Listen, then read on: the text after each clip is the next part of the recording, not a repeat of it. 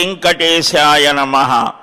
హరే రామ రామ రామ హరే హరే, హరే కృష్ణ కృష్ణ కృష్ణ హరే హరే, హరే రామ రామ రామ హరే హరే, హరే కృష్ణ కృష్ణ కృష్ణ హరే హరే.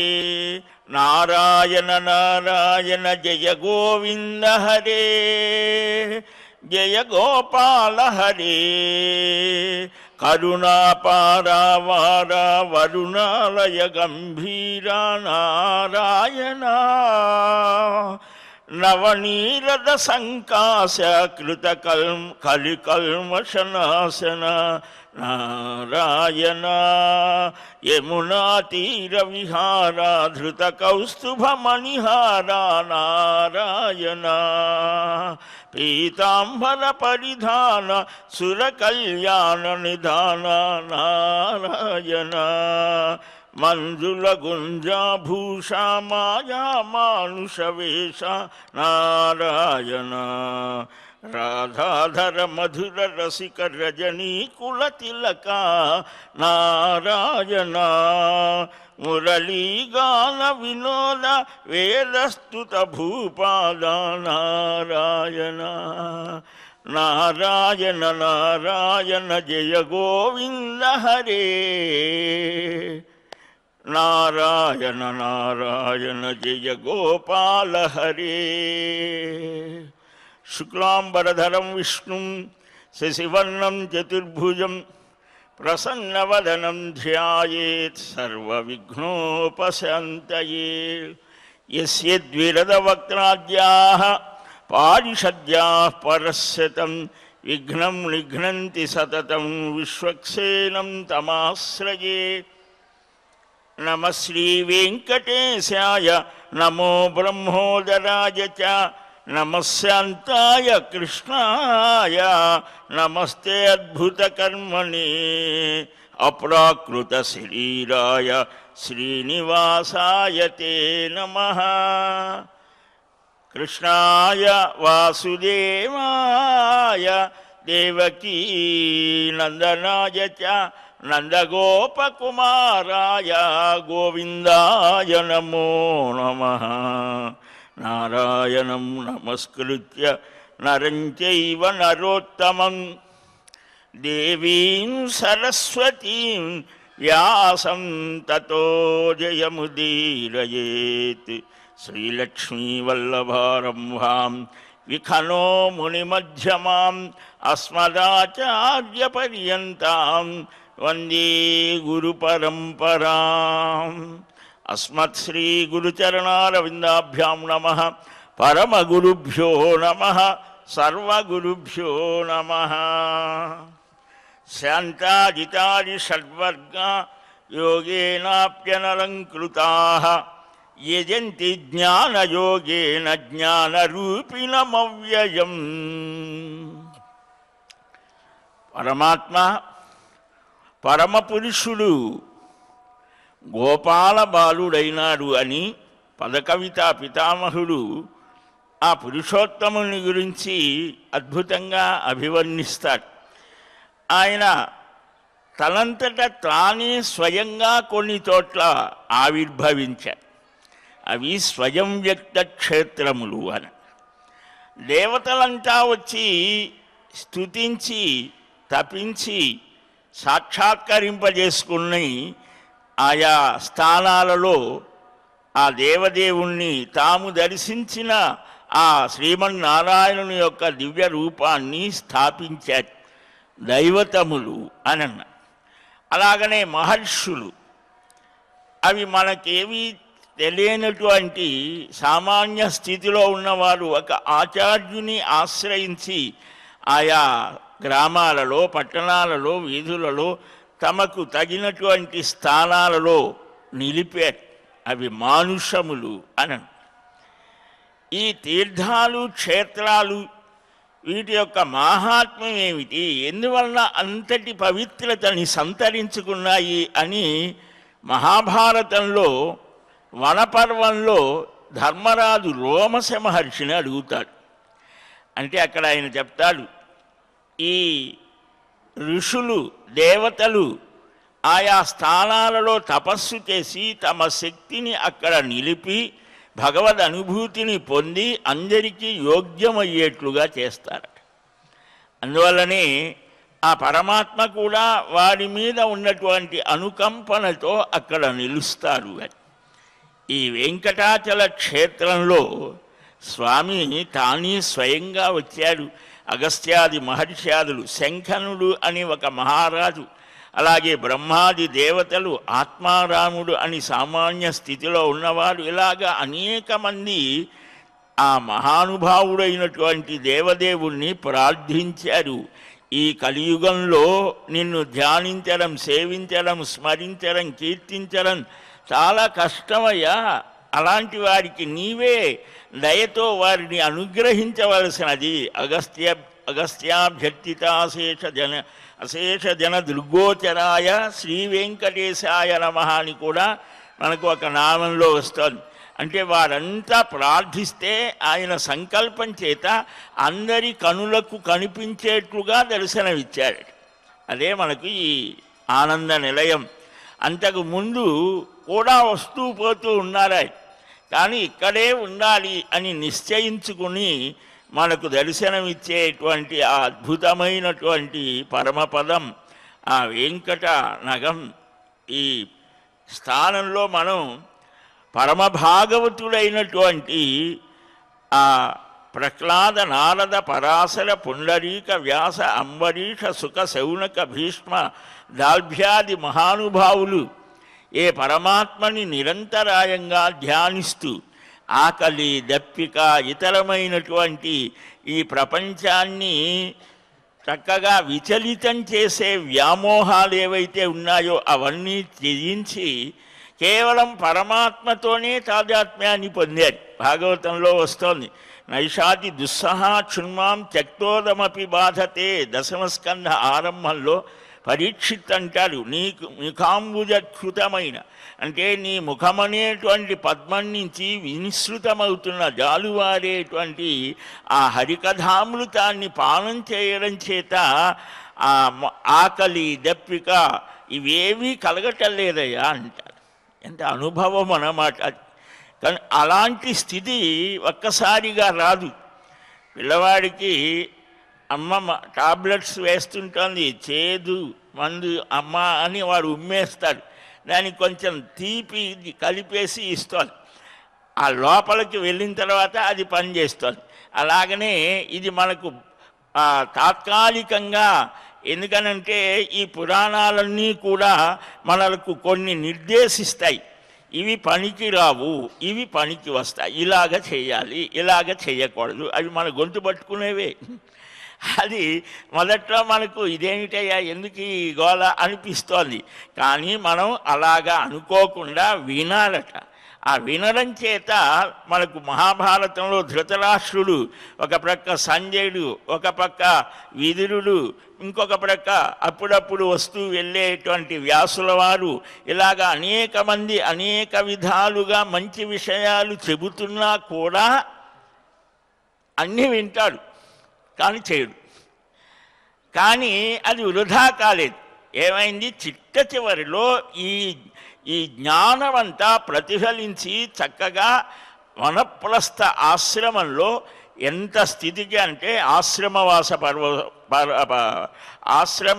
పర్వం వస్తుంది మనకు. దాంట్లో మహానుభావుడు అప్పుడు వ్యాస మహర్షి గుచ్చి అడుగుతాడు, నీ మనస్సు శుద్ధమైందా, చిత్తం పక్వమైందా, రాగద్వేషాలన్నీ పోయినాయా, పుత్ర వ్యామోహం అంతా తొలగినదా, అన్ని ప్రశ్నలు వేస్తే అప్పుడు ఇప్పుడు నాకేమీ లేదంటాడు. ఆ స్థితికి ఎదిగాడు. ఎంతగా అంటే శరీరాన్ని ఆ అగ్నులన్నీ కూడా ఆ అరణ్యంలో పడవేస్తే ఆ అగ్నులోనే శరీరాన్ని దగ్ధమయ్యేట్టు చేయటానికి సిద్ధమై వెళ్ళిపోయాడు. ఎంత గొప్ప స్థితి పొందాడో చూడాలి. కాబట్టి శ్రవణం, ఆ మొట్టమొదటిగా బాగా భగవద్ విషయాలని, మంచి విషయాలని ప్రతిరోజు వినాలి, దానివల్ల నష్టమేం లేదు కదా. ఒక అరగంట గంట వినడం చేత అది లోపల మనకు ఒక సంస్కారం, దానిపైన అది చేస్తుంది.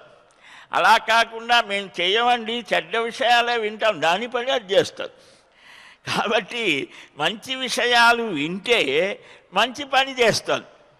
చెడ్డ విషయాలు వింటే శకుని మాటలు విని విని దుర్యోధనుడు వాడు భ్రష్టమయ్యాడు. అరణ్యానికి వెళ్ళినా కూడా ధర్మరాజు దగ్గరికి ఎవరిని పిలవలా, ఆయన ప్రజలే వెంటబడ్డారు. మేము కూడా వస్తామయ్యా, పబ్లిక్గానే చెప్పారు. ఈ దుర్యోధనుడు వాడు నీచుడు, పాపి, వాడి పాలన మంచిది కాదు అని అంటే ధర్మరాజు ఒక నమస్కారం చేసి వారిని అందరినీ కూడా మీరే జాగ్రత్తగా చూడాలి, మీకు అప్పగిస్తున్నానన్నాడు. మా తాతగారు ఉన్నారు, భీష్మ పితామహుడు, అలాగనే ఆ ద్రోణ ఆచార్యుడు ఉన్నాడు, వీరందరినీ కూడా మీకు అప్పగిస్తున్నారు. వెనక్కి ప్రార్థించి వెనక్కి పంపాడు. ఎంత గొప్ప స్థితి. అరణ్యానికి వెళ్తే వీళ్ళందరికీ ఆహారం ఎలాగా అంటే నిత్యాగ్నిహోత్రులైన బ్రాహ్మణులు వీరందరూ కూడా వెంటబడి వచ్చారు. ఎంత ప్రార్థించినా వెళ్ళరు. అయ్యయ్యో వీరికి ఎలాగ ఆహారం, నీకు ఆ బాధ లేదా, మేము చూసుకుంటాం, కాయగూరలు తిండి ఉంటాం, నీకు మంచి మాటలు చెప్తా. ఎందుకని ధర్మరాజుకి చెబితే ఆయన పరిపాలకుడైతే దేశం సుభిక్షంగా ఉంటుంది. మనం మంచి ఆలోచన చేస్తే మంచి ఆలోచన కలిగిన వారు వచ్చి మనకి మంచి మాటలు చెప్తుంటారు. అదే నీవు చెడ్డ ఆలోచనలు చేస్తే చెడ్డవాడితో వాళ్ళు వస్తారు. ఇవి ఏది బటన్ నొక్కితే అది ఏదో వస్తుంటాయి కదా, అలాగా మనం ఏది భావన చేస్తే, ఏది కావాలని ఆకాంక్షిస్తే దానిగా అవుతాం. కనుక సనక మహర్షిని నారద మహర్షి అనేక రకాలుగా ఆయన అడుగుతాడు. సర్వ పాపాలను నశింపజేసేటువంటి ఆ శ్రీహరి మాహాత్మ్యాన్ని ఇంకా చెప్పవయ్యా. నిన్న చెప్పుకున్నారు కదా, దేవాలయాన్ని శుభ్రం చేసినా, ముగ్గులు వేసినా, ఇంకా దైవ సంబంధమైనవి ఏ పని చేసినా ఎంతటి గొప్ప స్థితి కలుగుతుందో వివరణపూర్వకంగా చెప్పారు. ఈ దేవదేవుని యొక్క మాహాత్మ్యాన్ని ఇంకా చెప్తానయ్యా. యోగం చేత అహంకారాన్ని త్యజించిన వాడు జ్ఞానరూపుడైనటువంటి ఆ శ్రీమన్నారాయణుని జ్ఞానయజ్ఞం చేత పూజిస్తారు. మనం చేసేది ఇప్పుడు అదే, జ్ఞానయజ్ఞం కరిష్యామి అని భాగవతంలో, ఆ పద్మపురాణంలో వస్తుంది భాగవత మాహాత్మ్యం. ఆ జ్ఞానాదేవతు కైవల్యం, జ్ఞానిన నాకు చాలా ఆత్మీయుడు, జ్ఞానీతు ఆత్మైవమే మతం, నా అంతటి వాడన్నాడు జ్ఞాని. ఏమిటి ఆ జ్ఞానం అంటే ఇదంతా భగవత్ సంబంధమైన జ్ఞానం అంతా. శృతి స్మృతి ఇతిహాస పురాణ శాస్త్ర విషయాలన్నీ కూడా ఆయన ఆజ్ఞలే. శృతి స్మృతిర్ మమై వాచ్య. కనుక ఈ ఒక ఇతిహాసం చెప్తాను, అది అశ్వమేధయాగ ఫలాన్ని ఇస్తోంది. అంటే జరిగినటువంటి చరిత్ర ఒక కథగా అనిపిస్తోంది, కానీ దాంట్లో చాలా చిన్న చమత్కారమైనటువంటి స్థితిగా నిజమేనా ఇది అనిపిస్తోంది. నువ్వు నిజం అనుకుంటే నిజం, కాదనుకుంటే కాదు. ఏమిటది అంటే, పూర్వం కశ్చిదాసీత్ పురా విప్ర బ్రాహ్మణో రైవతేంతరే వేదమాలిరితి ఖ్యాతో వేదాంగపారగ. పూర్వం రైవత ప్రాంతం అని ఉన్నది. రైవతకాద్రి, ఇప్పుడు మనం ద్వారక అంటున్నామే. మొన్నే ప్రధానమంత్రి గారు ఆ ద్వారక దాంట్లోకి వెళ్ళి స్కూల్ డైవింగ్ లోపల అక్కడ అన్నీ ఏదో పూజలు చేసి వచ్చారు. మనకు రామాయణ భారత భాగవతాలు అవి స్పష్టంగా జరిగాయి, అవేవో కాదు. అందుకనే లక్క ఇల్లు ఇప్పటికీ ఉన్నది, దాన్ని కప్పిపుచ్చారు. ఇన్ని రోజులు మనకు తెలియకుండా మన చరిత్ర. గొర్రెలు ఎలాగా అంటే, ఒక సింహపు పిల్ల చిన్నప్పుడే గొర్రెల్లో కలిసింది. అది కలిస్తే వాటిలాగానే సింహం వచ్చిందంటే భయపడిపోయి పరిగెత్తడం. దానికి తగినటువంటిది ఒక రోజున వచ్చి నువ్వు అది గొర్రెవు కాదు సింహము, నువ్వు పరాక్రమం కలిగిన వాడివి అనేసరికి ఆ పూర్వ స్థితి కలిగి వీటిని భయపెట్టింది.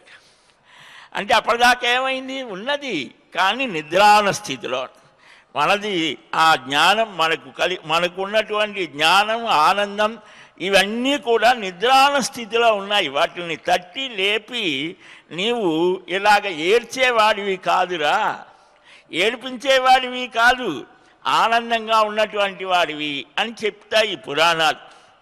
సరే, రైవత ప్రాంతం అంటే ఈనాటి ద్వారక స్థానం అన్నమాట.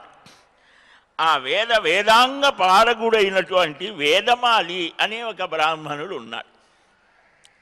సర్వ ప్రాణుల యందు దయగలిగినటువంటి వాడు, హరిపూజా పరాయణుడుగా ఉన్నాడు. వివాహం అయింది ఆయనకు, పాపం పిల్లలు అందరూ పుట్టుకొచ్చారు. వీరికి మరి పోషించాలిగా, వీరిని ఏ పని చెయ్యాలి? వివాహం చేసుకుంటే భార్య భర్త పిల్లలు బంధువులు అత్తగారు అన్నీ వస్తోంది, సంసారం అంతా తయారవుతోంది కదా. మరి ఎలాగా పోషణ అందరూ కలిసి బ్రతకాలి కదా. కానీ ఇతడు ఏ విధంగా బ్రతకాలి అనే దాంట్లో కొంత పొరపాటు పడ్డాడు. బ్రాహ్మణుడైనటువంటి వాడు ఈనాడైనా ఆనాడైనా ఏనాడైనా వాడికి కొన్ని నియమాలు చెప్పారు. తపస్సు చెయ్యాలి, అంటే తపస్సు అంటే వేదాధ్యయనమే, సకాలంలో సంధ్యావందనం చెయ్యాలి. ఇలాగ చేస్తూ అధ్యయన అధ్యాపన యజన యాదన దాన ప్రతిగ్రహణ షట్కర్మ నిరతాహ అని అన్నారు. వాటిల్లో కొన్ని ఈ దానాలు ఇవ్వాలి, తీసుకోవాలి. కేవలం తీసుకోవటమే కాదు, ఇవ్వటం కూడా ఉండాలి. అధ్యయనం తాను చేయటమే కాదు, ఇతరులకి చెప్పాలి పరంపరగా రావటానికి. యజ్ఞాలు తాను చెయ్యాలి, చేయించాలి. వాడికి ప్రతిరోజు కావలసినంత పని ఉన్నది, చెయ్యాలి. చేస్తే మళ్ళా 4 మాసాలకు ఒకసారి కొన్ని యజ్ఞాలు చేయాలి, 6 ఇలాగా చెప్పారు. వాడు ఎటు పోవటానికి లేదు. అలాగ చేస్తే వాడికి అంతటి గౌరవం, లేకపోతే వాడు హీనమని పురాణాలే చెబుతాయి. అలాగే ప్రతిదానికి కూడా చెప్పారు వారు చేసే కర్మలు. స్త్రీలకు చెప్పినటువంటి ధర్మాలు కొన్ని, పురుషులకు కొన్ని ధర్మాలు, కుమారుడికి కొన్ని ధర్మాలు, ఇవన్నీ చేసేవాడికి చెప్పారు. ఆ ఫలాలు వాళ్ళు పొందుతారు, పొందిన వాళ్ళు ఉన్నారు. ఇతను ఏం చేశాడు అంటే, బ్రాహ్మణుడైనటువంటి వాడు అమ్మకూడని వస్తువులు వ్యాపారం మొదలుపెట్టాడు. రసాలు అమ్మటం, ఇంకా హీనమైన వారితో సంభాషించడం, వారి నుంచి దానాలు తీసుకోవటం. దానం కూడా ఎక్కడ పడితే అక్కడ తీసుకుంటే ప్రమాదమే. వాడిదంతా కాంచనం కర్మమోచనం అని. అందుకని పుణ్యక్షేత్రాలలో ఉన్నటువంటి వాడు చాలా జాగ్రత్తగా ఉండాలి. ఆ పాపం వీడు ఇక్కడ ఏది చేసినా అధికమైన ఫలం వస్తుంది. పుణ్యం చేసినా అధిక పుణ్యమే, పాపం చేసినా అధికంగానే వస్తుంది. అందుకని అన్యక్షేత్ర కృతం పాపం పుణ్యక్షేత్రే వినశ్యతి. ఇతర స్థానాల్లో చేసినవి ఇక్కడ పోతాయి, ఇక్కడ చేసినవి బ్రహ్మలోకం పోయిన పోవాలి. కాబట్టి ఎంతో పవిత్రంగా ఉంటేనే పుణ్యక్షేత్రాలలో నివాసం. కనుక వీడు ఏం చేశాడు, హీనమైన వాడితో దానాలు తీసుకోవటం. ఇక్కడ దానాలు ధర్మాలు ఇది చేస్తే ఎంత ఇది. అలాగనే బ్రాహ్మణుడు కూడా నిరంతరం తపో ధ్యాన అధ్యయనాది స్థితుల చేత ఎంతో జాగ్రత్తగా ఉండాలి. యోగ్యమైనటువంటి అంటే సంకల్పపూర్వకంగా తీసుకోవడం దానం. ఇతరులకు మనం చేసేటువంటివి రకరకాలు ఉన్నాయి, ఆ దానాలు వేరు. ఏ ఆధారం లేని వారికి, బీదవారికి అన్నదానం, వస్త్రదానం, జలదానం ఇవన్నీ చెయ్యాలి. ఈ వేదాధ్యయనవేత్తలకు చేసేది వేరు. కాబట్టి వీళ్ళు తగని వారి నుంచి, అంటే ఏమిటి తగటం అంటే ఏమిటి అంటే, వాడు దేని ద్వారా సంపాదించాడు, ఏ పని చేసి సంపాదించాడు. ఒక గురువుగారి దగ్గర ఒక శిష్యుడు ఉండేవాడు. నీకు ఇస్తాను, అది ఇస్తాను, నాకేం వద్దు పొమ్మనే. బాగా ధనవంతులు. ఈయనేమో ఎప్పుడు కూర్చొని ఉండేవాడు. ఎలాగా అని అంటే ఒక ఎక్స్పెరిమెంట్ చేశాడు. ఏం లేదు, నీవు న్యాయంగా ఆర్జించని ధనం వల్ల నువ్వు ఇచ్చినా కూడా వాడికి విపరీత ఆలోచనలు కలుగుతాయి. అంటే ఎలాగాను వాడిని ఒక ఎవరినో దాన్ని వచ్చేవాడికి దానం చేయమన్నాడు. వాడు చేశాడు. చేస్తే వాడు తీసుకువెళ్ళి చక్కగా పట్టించాడు, గంతులు వేశాడు. ఆహా, ఇదేంట్రా వీడు ఎలాగ చేశాడు, వచ్చాడు. అయితే ఈయన చూపించాలిగా, ఈయన చేస్తే ఏదన్నా అని ఆ రాత్రి వెళ్ళాడు. ఒక వీధుల్లో వెళ్తూ ఉంటే అది వరకు కొలుములను ఉండేవి, అంటే ఇనప వస్తువులు తయారు చేస్తారు. అది అది ఒక పెద్ద కత్తి దీనిలాంటివి తీసుకొని కొడితే అవన్నీ సాగుతాయి, ఇనప వస్తువులు. అవి చేసే పని కమ్మర పని ఏదో అనేవారు, ఇప్పుడు అన్నీ పోయాయని. అట్లా ఆ పని చేశాడు. రాత్రంతా పెద్ద దీనితో శుద్ధితో కొట్టి చేస్తే ఎంతో ఇచ్చాడు. అది ఇది ఇవ్వమన్నాడు. వెళ్ళి నీకు ఎదురుగా ఎవడు మొట్టమొదటిగా కనిపిస్తే వాడికి ఇవ్వమన్నాడు. సరే ఈయన వెళ్ళి ఇచ్చాడు. వాడు భయంగా వెళ్ళేవాడు. వాడు వెళ్తూ ఉన్నాడు. వాడిని అనుసరించి వెళ్ళాడు. అరణ్యానికి వెళ్ళి వాడు ఆ చంకలో ఏదో ఒక జంతువు ఉంటే దాన్ని వదిలిపెట్టేసి ఏడ్చి వచ్చేసాడు. ఏమిట్రా నీ కథ అని అంటే, ఏం లేదు, నాకు చాలా రోజుల నుంచి ఆహారం లేదు, ఎలాగాని ఎవరిదో ఏదో ఒక కోడో కొంగో ఏదో పట్టుకొని దొంగతనం చేసి వస్తున్నాను, ఇంకా నాకు ఎలాగా దిక్కు ఏమిటి అని బాధపడుతూ మీరు దయాస్వరూపంతో నాకు ఇచ్చారు. ఇది నీచమైన పని అని వదిలేసి నేను ఇప్పుడు హాయిగా నా స్వప్రయత్నంతో నేను ఏదో చేస్తాను. అంటే ఏమిటి, మనం చేసేటువంటి దానం యోగ్యమైనది ఉండాలి. తీసుకునేవాడు కూడా ఒక స్థితిలో ఉన్నప్పుడు ఆ ఆలోచన కూడా మారిపోతాడు. అందుకనే పాపద్రవ్యోపజీవినాం, ఈ కలియుగంలో ఎవడు ప్యూరిటీ అంటామే, అన్ని ప్యూరిటీ ఇవన్నీ అక్కడ ఎక్కడ దొరకదు. ఒక పరమాత్మే పవిత్రానాం పవిత్రంజో అని. ఆ పవిత్రమైనటువంటి భావం పవిత్రం కావాలి. కనుక ఆ స్పర్శ తగిలిన ఆలోచన మారుతోందిట. అంటే భాగవతంలో లేదు కానీ ఆ పరీక్షిత్తు చాలా యోగ్యుడు, మహానుభావుడు. కానీ జలాసంధుడు అక్రమంగా సంపాదించిన ఆ కిరీట అవన్నీ తీసుకొచ్చి ఒక స్టోర్ రూమ్లో పడేస్తే ఏదో సరదాగా వెళ్ళి ఆయన అది పెట్టుకున్నాడట. కలి వచ్చి నెత్తినెక్కేసి ఏం చేశాడు, శమీక మహర్షి మేడలో చచ్చిన పాము వేశాడు. దానివల్ల ఎంత జరిగింది అంటే పాపపు స్పర్శ. అందుకనే ప్రతి క్షణం మనం చేసే పని భగవద్నామంతో, అందుకనే ఆహారం కూడా మనం భగవంతుడికి నివేదించి తత్ప్రసాదంగా నివేదించడం అంటే అటు చూపితి నారాయణ కృష్ణ అన్నా చాలు. తత్ప్రసాదం ఆయన అనుగ్రహం అని భావిస్తే ఆలోచనలు మంచి ఆలోచనలు కలుగుతాయి. అందుకని ఆహార శుద్ధౌ సత్వశుద్ధి సత్వశుద్ధౌ ధ్రువాన్ స్మృతి అని మనకు ఛాందోగ్యం చెప్తోంది. సరే, ఇతను ఇలాగ చేయరాని పనులు చేయడం, దానాలు తీసుకోవడం, ఈ తపస్సుని కూడా వ్రతాలను విక్రయించడం, ఇంత చేస్తాను ఇంత ఇస్తే అనేదంటే అది వ్యాపారం. కనుక ఇలాగ చేయడం, తీర్థయాత్రాగమనం, ఇవన్నీ కూడా ఇతరుల కోసం చేయడు, వాడి కోసం ఏం చేయడు. ఇలాగ చేయటం చేస్తూ ఉన్నాడు. వాడు కొంతకాలానికి ఇద్దరు కుమారులు కవలలు కలిగారట. బాగా మంచి అందమైన వాడు, యజ్ఞమాలి సుమాలి అని పేర్లు పెట్టాడు. పిల్లలు కలిగేసరికి సహజంగా ఆ పిల్లల మీద ప్రతివాడికి వ్యామోహం ఉంటుంది. నా కుమారుడు, నా కుమార్తె, నా పిల్లలు అని వీడు కూడా అలాగే కలిగింది. ఇక అక్కడి నుంచి ఇంకా ఎక్కువ మొదలుపెట్టాడు పని. అనేక ఉపాయాలతో ఇంకా డబ్బులు అని కూడబెట్టి కొన్ని కోట్లు అయ్యాయిట. ఎంతో లెక్కించాలి అని చూస్తే కొన్ని కోట్ల ధనం అయింది. దుర్జనుల నుండి దానాలు తీసుకోవటం, అమ్మకూడని వాటిని అమ్మటం, ఇవి చేయడం చేత నేను ఇలాగ చేశాను. అయినా కూడా ఈ ఆశ అనేది శాంతించలేదే. ఆశయా బధ్యతే లోకే, ఈ లోకమంతా ఆశతో బంధించబడుతోంది. అండి, ఈ సంవత్సరం సరిగా కలిసి రాలేదు, వచ్చే సంవత్సరం అయినా బాగుంటుందేమో, కాస్త చూసి చెప్పండి అంటే ఆశ. వచ్చే సంవత్సరం బాగుంటుంది, ఆ సంవత్సరం దాటిపోయి మళ్ళా మామూలే కథ. కనుక అంటే ఏమిటి, ఈ ఆశ అనేది బంధించి మనిషిని నడిపిస్తోంది. ఇది చాలా కష్టం అనుకున్నాడు. అహో మన్యే మహత్కష్టం సమస్త క్లేశ సాధనం నాద్యాపి శాంతిమాపన్న మమ తృష్ణాతి దుస్సహ. ఈ ఆశ అనేది తీరదే. ఎలాగా? తృష్ణ, ఆ తృష్ణ కృష్ణనామంతో శమిస్తోందన్నారు. తస్మాత్ ఆశాం త్యజేత్ ప్రాజ్ఞో యదీచ్ఛేత్ శాశ్వతం సుఖం. ఒక మేరు పర్వత ప్రమాణం అంత, అంటే పెద్ద కొండల్లాగా అయిపోయింది. బంగారపు రాశిని ఇంకా కోరుతోంది నా మనస్సు.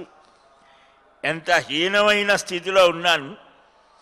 అన్ని కోరికలన్నీ తీరినా ఆశాభంగకరి పుంసామజేయానాతి సన్నిభా తస్మాదాశాం త్యజేత్ ప్రాజ్ఞో యదీచ్ఛేత్ శాశ్వతం సుఖం.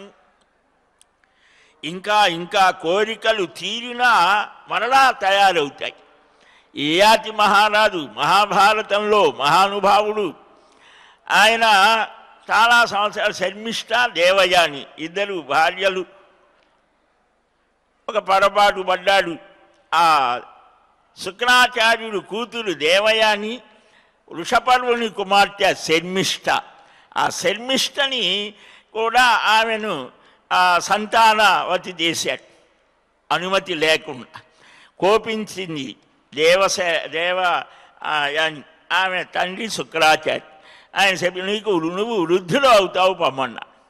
గదగద వణికిపోయాడు. నీ కూతురికే దెబ్బయ్యా ఇది అని ఏదో ప్రార్థించి చేస్తే, నీ ఆ వృద్ధాప్యాన్ని నీ కుమారులకు 5 కొడుకులు ఎవరికో ఒకరికి ట్రాన్స్ఫర్ చేసే శక్తి ఇచ్చాడు. వాళ్ళ యవ్వనాన్ని నువ్వు తీసుకొని నీవు ఎంతకాలమో కొంతకాలం అనుభవించి మళ్ళా ఆ వృద్ధాప్యాన్ని తీసుకోవాలి. ఆ వెసులుబాటు ఇచ్చి కొడుకుల్ని పిలిచాడు. పిలిస్తే, ఏమైనా బుద్ధుందా నీకు? నీ వృద్ధాప్యాన్ని మేము తీసుకోవాలా పోమ్మన్నాడు. 4 కాదన్నాడు. వాళ్ళందరినీ శపించాడు. చివరి వాడు ఉన్నాడు, పూరుడు అని. ఆయన వంశీకులే ఈ కౌరవ పాండవు. ఆ పూరుడు, తండ్రి నీకోసమేనయ్యా, నీ ఆజ్ఞ పాటించకపోతే ఈ శరీరమే వృధా అని తీసుకున్నాడు. సరే, 1000 ఏళ్ళలో 10,000 సంవత్సరాలు హాయిగా మనుష్యుడు ఏదైతే కోరుతాడో ఆ కోరికలన్నీ, బంగారం సంపాదించడం, సుఖాలు అనుభవించడం, స్త్రీ అన్నీ అనుభవించాడు. అయినా తీరలేదు. అప్పుడు పిలిచి, హవిషా కృష్ణవర్త్మేన, ఇది తీరేది కాదురా. నేతి అగ్నిలో నెయ్యి వేస్తూ ఉంటే భగ్గున మండినట్టుగా ఒక కోరిక తీరితే ఇంకొకటి తయారవుతోంది. ఎన్ని సంవత్సరాలు? 150 సంవత్సరాలు మనం బ్రతికినా ఇంకా ఏదో చెయ్యాలి, ఇంకా ఏదో కావాలి. అందుకనే మనస్సుకి ప్రశ్న వెయ్యాలి ఎక్కడో ఒకటి. అందుకనే గృహస్థాశ్రమం అన్నారు. ఈ గృహస్థుగా ఉండి ఒక్కొక్క సుఖానుభవాన్ని పొంది, ఏమున్నది ఈ సుఖమనే దానిలో అని మనస్సుకి వీడికే అనిపించాలి. అప్పుడు వైరాగ్యం అన్నాడు. అందుకోసమే గృహస్థాశ్రమం. లేకపోతే యదహ ప్రవ్రజేత్, ఎన్నో జన్మల సంస్కార వశాత్తు చిన్న వయస్సులోనే వైరాగ్యం కలిగి సర్వాన్ని వదిలి వెళ్ళే వాళ్ళు ఉన్నారు. ఇప్పుడు కూడా మనం చూస్తున్నాం, చిన్న చిన్న పిల్లలు సన్యసించినట్టుగా.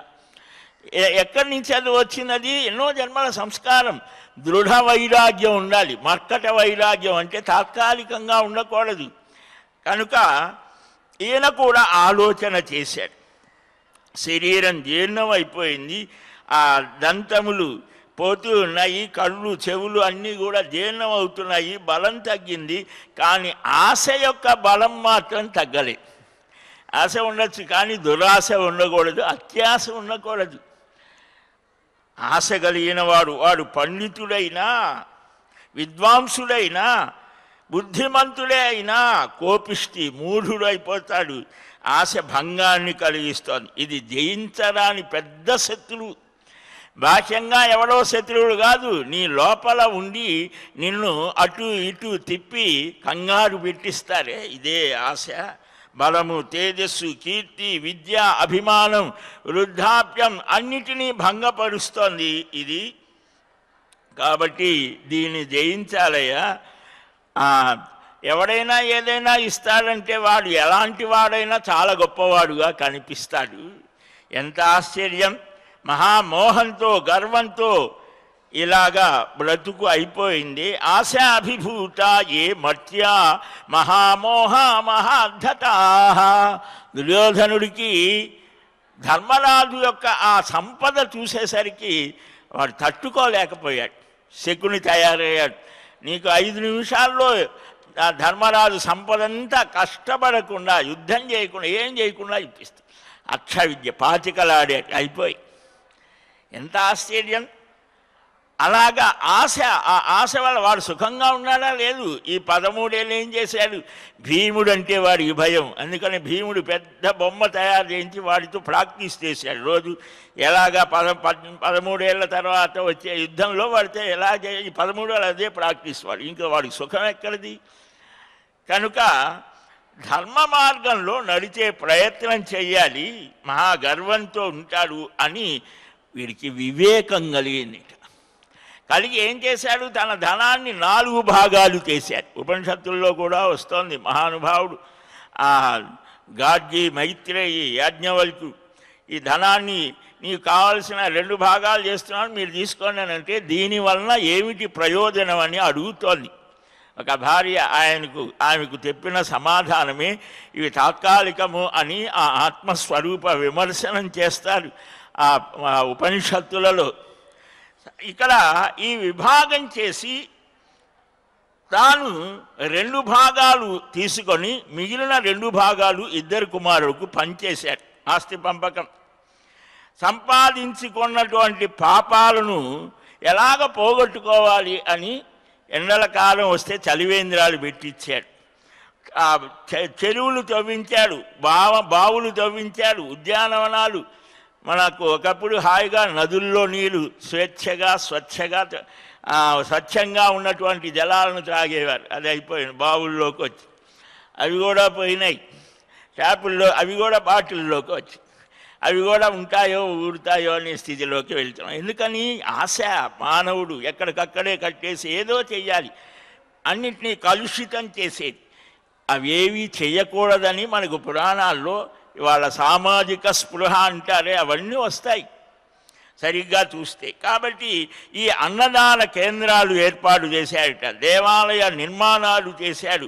ఇలాగ హరిభక్తి చేత సమస్త ధనాన్ని దానం చేసి తపస్సు చేద్దాము అని అంతకుముందు చదువుకున్నవాడే కదా, ఆ చదువుకున్న జ్ఞానం అంతా ఒక్కసారి పైకి వ్యక్తమయ్యి ఆ బదరీ క్షేత్రానికి వెళ్ళాడు. అందరికీ అదే దిక్కు. ఒకప్పుడు అందరూ అక్కడికే మహాప్రస్థానం, ఆ నరనారాయణ ఆశ్రమం అది. అక్కడికి వెళ్ళి తత్ర అపశ్యన్ మనోహారమాశ్రమం మునిసేవితం. అక్కడ అనేకమైనటువంటి ఫల పుష్పాల చేత వృక్షాల చేత శోభితమయ్యేటువంటి ఆశ్రమాలు ఉన్నాయి. అనేక మంది మహర్షులు. ఆశ్రమం అంటే అనేక మంది మహర్షాదులు, ఎవరి సాధన వాడిదే, అందరూ కలిసి ఉంటారు. అది ఆశ్రమం. స్థూలంగా ఒక పీఠము అంటే ఒక దేవతా సాక్షాత్కారాన్ని పొంది ఒక మహానుభావుడు ఒక పరంపరగా ఆ గురు పరంపరతో అక్కడ ఒక నియమబద్ధమైన స్థితి ఉంటే అది పీఠం.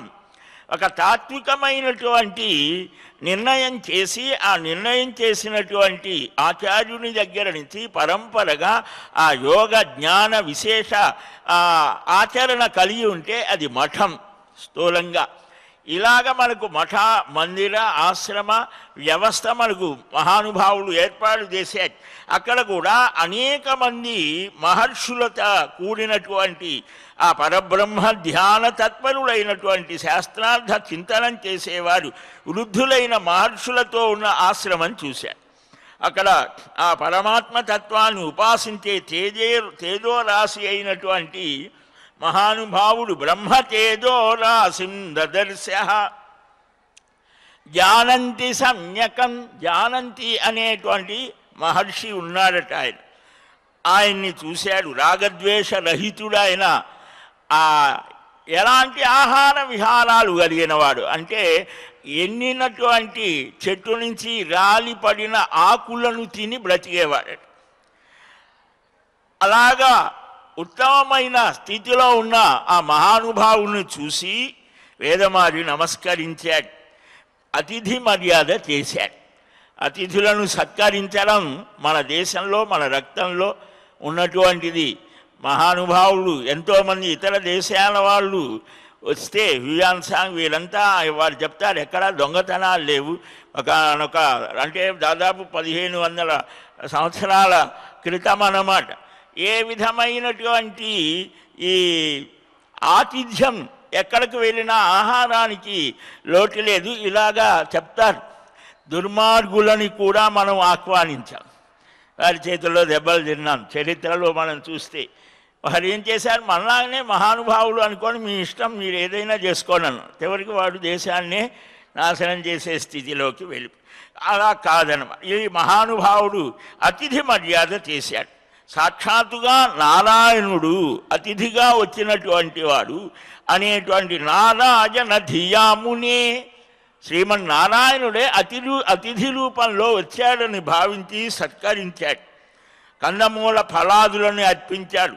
హిమాలయాలలో ఈనాటికి కూడా కొన్ని దుంపలు ఉన్నాయిట, అవి కనుక తింటే కనీసం 2-3 రోజులైనా ఆహారంతో పని లేదు.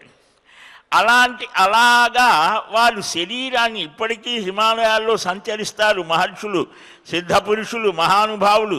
మనం కనిపిస్తే మనం మళ్ళీ అక్కడ దుకాణం పెడతామని వారు కనిపించాలి. ఈ సిద్ధ పురుషులు, మహానుభావులు వెంకటాచలంలో కూడా ఉన్నారు. ఎవరైతే సన్మార్గంలో ఉంటారో వారికి తమ శక్తిని ప్రసాదిస్తారు. అందుకనే వాడు ఎంతటి వాడైనా వాడి ద్వారా లోకానికి మేలు జరగాలంటే అవి చేయిస్తారు. కనుక అలాంటి వేదమాలి చేతులు జోడించి, స్వామి మహానుభావ, నా కల్మషాలన్నీ, నా పాపాలన్నీ, నా కోపతాపాలన్నీ, దోషాలన్నీ మీ దర్శనం చేత శమించాయ్యా, నన్ను అనుగ్రహించండి అంటే జ్ఞానాన్ని ప్రసాదించండి అని అంటే మహావాగ్మి అయినటువంటి జానంతి మహర్షి, శృణుష్వ విప్రశార్దూల సంసారచ్ఛేద కారణం ప్రవక్ష్యామి సమాసేన దుర్లభం త్వకృతాత్మనం భజ విష్ణుం పరం నిత్యం స్మర నారాయణం ప్రభుం పరాపవాదం వైశూన్యం కదాచిదపి మా క్రుధాః పరోపకార నిరత సదా భవ మహామతే పరిపూజా పరశ్చైవ త్యజమూర్ఖ సమాగమం కామం క్రోధం చ లోభం చ మోహం చ మదమత్సరం పరిత్యజ్యాత్మవల్లోకం దృష్ట్వా శాంతిం గమిష్యసి అసూయాం పరనిందాంచ కదాచిదపి మా కురు దంభాచారమహంకారం నైష్ఠుర్యంచ పరిత్యజ. ఏవి వదలాలి, ఏవి స్వీకరించాలి చెప్తున్నాడు. ఇది కూడా రోగం, భవరోగము, భవౌషధై భాగవతంలో వస్తుంది. ఏం చెయ్యాలయ్యా అంటే ఆయన చెప్తున్నాడు, సాధన చేయని వారికి దుర్లభమైనటువంటిది ఈ సాంసారికమైన ఛేదనం చేయడం. కాబట్టి ఈ సాంసారికమైన క్లేశాలు పోవాలంటే జ్ఞానం కావాలి. దాన్ని సంగ్రహంగా చెప్తాను విను.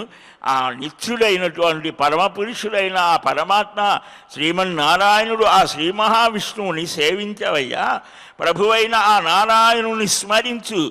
ఇతరుల మీద కొండ్యాలు చెప్పడం, నేరాలు చెప్పడం మానివేసి ఎప్పుడు ఇతరులకు ఉపకారం ఏం చెయ్యాలి అని ఆలోచించి, అని మనకు కూడా ఎవరికో ఆయనకే కాదు మన కోసమే మూర్ఖుల యొక్క సాంగత్యాన్ని మానివేసి, మనమే అసలు పోతూ ఉంటే వాడిని పట్టుకుంటే ఇంకా మునిగిపోతాం. మనకంటే ఉత్తములైన వారితో కొట్లాట పెట్టుకున్నా బాగుపడతాం. విశ్వామిత్రుడు వశిష్ఠుడంతటి వాడితో కలహం పెట్టుకున్నాడు, ఏమయ్యాడు? ఆయనంతటి వాడయ్యాడు. ఎట్లయ్యాడు? తపస్సు చేశాడు. సాక్షాత్తుగా బ్రహ్మదేవుడే వచ్చి నీవు బ్రహ్మ ఋషి అయ్యావంటే, కాదు కాదు ఆ వశిష్ఠుడు వచ్చి చెబితే కానీ నేను విరమించానన్నాడు. శత్రువు చేత కూడా మనం గొప్పవాడు అనిపించుకునే స్థితిని మన ఆచరణ చేత పొందాలి. రామచంద్రమూర్తి అలాంటివాడు, ధర్మరాజు అలాంటివాడు మనకు రామాయణ భారతాల్లో. కాబట్టి మూర్ఖులని వదలి హరిపూజా తత్పరుడివిక, కామ క్రోధ లోభ మోహ మద మాత్సర్యాలు వదలి లోకాన్ని ఆత్మసమంగా చూచి శాంతిని పొందు, అసూయని వదలు, పరులను నిందించడం మానివేసేయి, దంభాచారం అహంకారం కాఠిన్యం వదిలిపెట్టు, సర్వ ప్రాణుల యందు దయను చూపు అని ఇలాగా ఏమి చెయ్యాలి ఏమి వదలాలి అనేటువంటివి కూడా స్పష్టం చేయడం జరిగింది. అతిథి పూజ చేయమంటాడు. ఇది జ్ఞానం, ఉత్తమోత్తమ జ్ఞానం మనకు కావలసినటువంటిది. ఇంకా చాలా ఉన్నది. పురాణ శ్రవణం, పురాణ పఠనం, వేదాంత పఠనం ఇవన్నీ చేయడం చేత ఉత్తమమైనటువంటి జ్ఞాన స్థితి కలుగుతోంది. ఆ జ్ఞానం వల్ల పాపనాశనం కలుగుతోంది. అంటే కొద్దిగా జ్ఞానం పొందారు ఈయన చెప్పడం చేత. మరి కొద్ది జ్ఞానం ఆయనకు కలిగింది, మనకు కూడా కలగాలి అని మనం కోరుకున్నాం స్వామివారిని. పరమజ్ఞాన స్వరూపుడు కనుక అటు జ్ఞానానంద స్వరూపుడైన ఆ దేవదేవుని మనం ప్రార్థించవలసిందే. అదే చక్కని మంచి విజ్ఞానాన్ని ప్రసాదించవయ్యా, జ్ఞానాన్ని ప్రసాదించు పరమాత్మ అని మనమంతా కోరుదాం. అందరికీ కలగాలి అని ఆకాంక్షిద్దాం. శ్రీకృష్ణ గోవింద హరే మురారే, హే నాథ నారాయణ వాసుదేవ, గోవింద జయ జయ గోపాల జయ జయ, రాధారమణ హరి గోవింద జయ జయ, హరి రామ రామ రామ హరే హరే, హరే కృష్ణ కృష్ణ కృష్ణ హరే హరే, హరే రామ రామ రామ హరే హరే, హరే కృష్ణ కృష్ణ కృష్ణ హరే హరే. స్వస్తి ప్రజాభ్యః పరిపాలయంతాం న్యాయ్యేన మార్గేణ మహీం మహీశాః, గోబ్రాహ్మణేభ్యः శుభమస్తు నిత్యం, లోకాः సమస్తాः సుఖినో భవంతు. శ్రీయకాంతాయ కళ్యాణనిధయే నిధయేర్థినాం, శ్రీవేంకటనివాసాయ శ్రీనివాసాయ మంగళం. బలం విష్ణోః ప్రవర్ధతాం, సర్వం శ్రీకృష్ణార్పణమస్తు. వాసుదేవ నారాయణ ముకుంద మాధవ శ్రీహరి గోవింద వాసుదేవ. ఏడుకొండలవాడ Venkataramana Govinda Govinda Govinda. Panacea Meridian hospitals ప్రతి సామాన్యుడికి అందుబాటులో అంతర్జాతీయ వైద్య ప్రమాణాలతో వైద్యం, 24 గంటల అంబులెన్స్ సర్వీసుతో పాటు అత్యవసర సేవలతో ఏర్పాటైన చికిత్సా విభాగం. మా దగ్గర గుండె సంబంధిత, మూత్రపిండ, కాలేయ, కంటి జబ్బులకు, మోకాళ్ల శస్త్ర చికిత్సతో పాటు కోవిడ్-19, బ్లాక్ ఫంగస్ వంటి వైరస్లకు, అన్ని రకాల ఆరోగ్య సమస్యలకు నమ్మకమైన అత్యాధునిక వైద్య చికిత్సను అందిస్తున్న హాస్పిటల్ పనేసియా మెరిడియన్ హాస్పిటల్స్. మీ ఆరోగ్య సమస్య ఏదైనా ఇప్పుడు పరిష్కారం సాధ్యం. సంపూర్ణ ఆరోగ్యం కోసం సంప్రదించండి Panacea Meridian hospitals. Opposite Beeramguda Kaman, RC Puram, Sangareddy district. Pin code 502032. సంప్రదించాల్సిన ఫోన్ నెంబర్ 0845524177 మరియు 7893757770.